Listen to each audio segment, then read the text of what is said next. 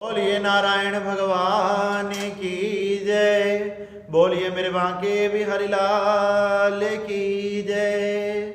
आप सभी को श्री कार्तिक मास की हार्दिक शुभकामनाएं। श्री सुजी महाराज शौनकादिक 88,000 ऋषियों को कार्तिक मास का 11वां अध्याय सुनाते हैं। श्री सुजी महाराज कहने लगे कि हे शौनक ऋषियों, एक समय दैत्य राज जलंधर अपनी पत्नी के साथ सभा में अपने दास दासियों तथा अपने सैनिकों के साथ सम्मानित होकर राजगद्दी पर बैठा था। जब राजगद्दी पर बैठा था तो उनके सभी दैत्य, सभी दास दासी, सभी सेव सेविकाएं उनके आगे नृत्य गीत आदि कर रहे थे और वो बड़ा आनंद उत्सव बना रहे थे। आनंद उत्सव बनाते समय उसी समय उनके बीच में दैत्य गुरु श्री शुक्राचार्य जी प्रकट हो गए। जैसे ही श्री शुक्राचार्य जी उनके सामने पधारे, इतने में ही सभी सैनिक, सभी दैत्य, जलंधर आदि उनकी पत्नी सभी खड़े होकर श्री शुक्राचार्य जी को चरण स्पर्श प्रणाम आदि कर कर उनका सम्मान करने लगे। उनके चरणों को धुलवाया, सुंदर आसन दिया, सुंदर आसन पर बिठाकर उनका सम्मान किया। इतने में ही जलंधर ने श्री शुक्राचार्य जी से प्रश्न किया कि हे गुरुदेव, आप मुझे ये बताने की कृपा करें कि राहु का सिर किसने काटा था।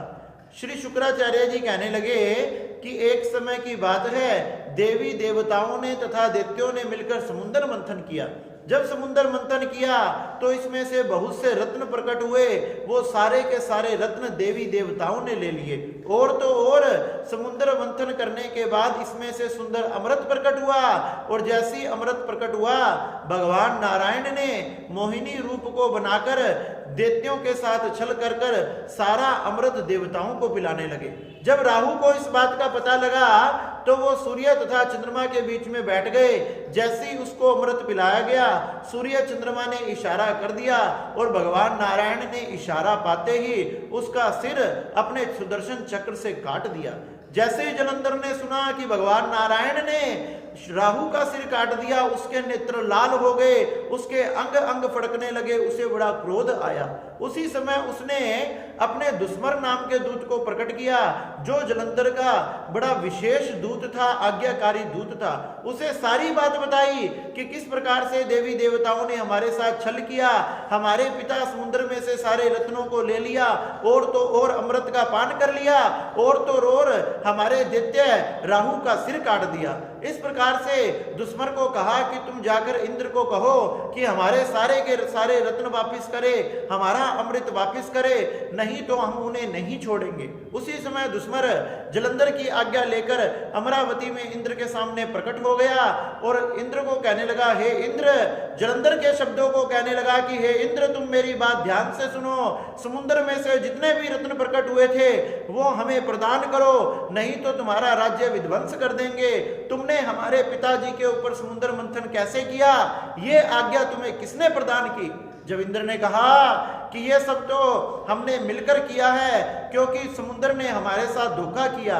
जब एक बार मेरा दैत्यों के साथ युद्ध हुआ तो समुद्र ने सभी दैत्यों को अपनी कुक्षी में छुपा लिया और तो और सभी पर्वतों को अपनी कुक्षी में छुपा लिया। ये उसी का परिणाम है कि हमने समुद्र पे मंथन कर उसके सारे रत्नों का हरण कर लिया, उसके सारे रत्नों का हरण कर लिया, अमृत का पान कर लिया।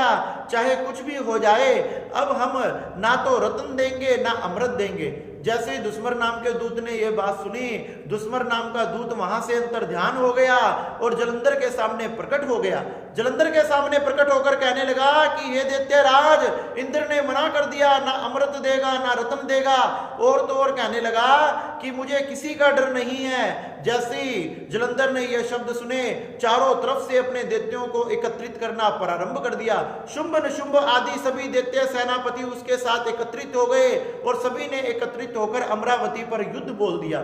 शंखों की ध्वनि हुई, गर्जना होने लगी, गूंज उठने लगी।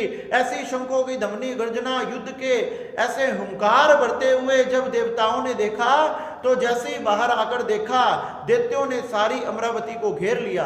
अब तो दोनों के बीच घनघोर युद्ध होने लगा। दैत्य दानवों को मारने लगे, दानव दैत्यों को मारने लगे।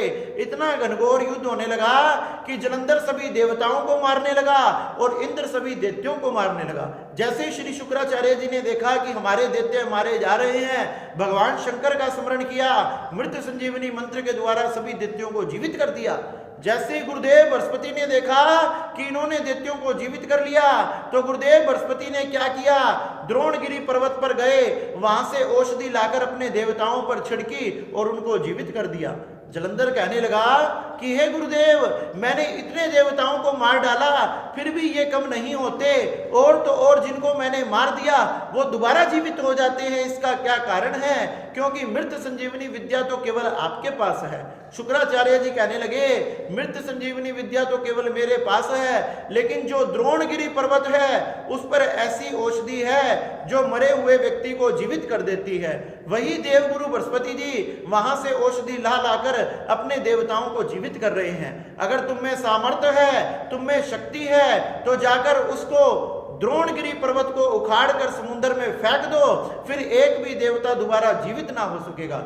जलंधर को बड़ा क्रोध आ गया, अपनी दोनों बाहों को उठाया और युद्ध के बीच में से जाकर द्रोणगिरी पर्वत को उठाने लगा।